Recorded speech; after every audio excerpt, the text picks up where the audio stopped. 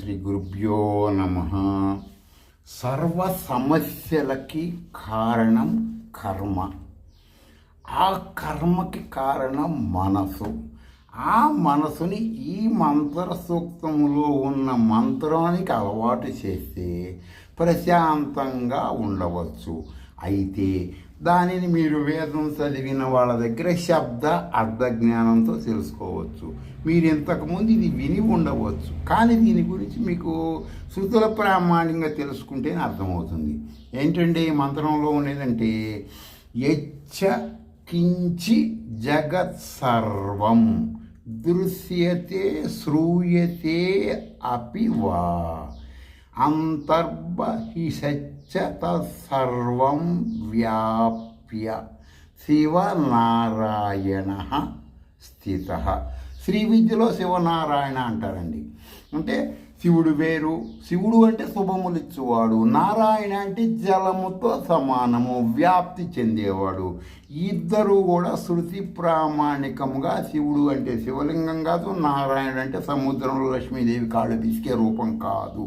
వ్యాకరణ నిరుక్త ప్రామాణికంగా, శృతి ప్రామాణికంగా ఫిజికల్ ఇంటర్నల్కి చాలా తేడా ఉంటుంది.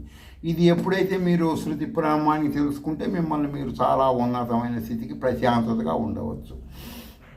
శ్రీచక్ర నవావరణ గుప్త గాయత్రి మహామంత్రం ఈ రోజుది ఓం హ్రీం ఓం కయ్యేయిల ఐం హ్రీం ఐం సర్వ ఐశ్వర్య ప్రదాయిన్యై విద్మహే ఐం క్లీం సౌః అసకహాల క్లీం హ్రీం క్లీం ఐశ్వరాత్మిక ధీమహి ఐం ఈం ఔః సకల శ్రీం హ్రీం శ్రీం తన్నో శ్రీదేవి ప్రచోదయాత్.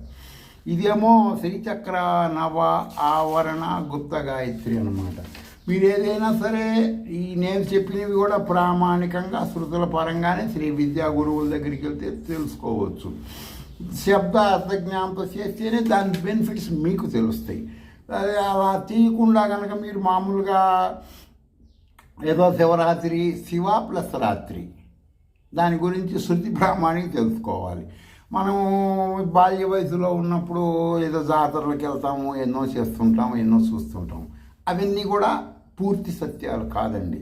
శివరాత్రి అంటే ఏంటంటే దాని నుంచి ఏ మానవుడైనా తెలుసుకోవాలంటే శివరాత్రి రోజు కొండ మీద శివుడు ప్రశాంతంగా ఉంటాడండి. అనేక మంది మంత్రాలు చదువుతుంటారు, అనేక రకాల క్రియలు జరుగుతుంటాయి. కొన్ని చెప్పుకునేవి, కొన్ని చెప్పుకోకూడని అసహ్యకరమైన పనులు కూడా ఆ ఏరియాలో జరుగుతూ ఉంటాయి. అవేమి శివుడికి పట్టవండి. శివుడు కేవలం పరమాత్మ స్వరూపంగా కూర్చొని ఉంటాడండి. ఎవరికి ఏ కర్మకి తగ్గ ఆ ఫలితం ఇస్తాడు. అట్లాగే శివ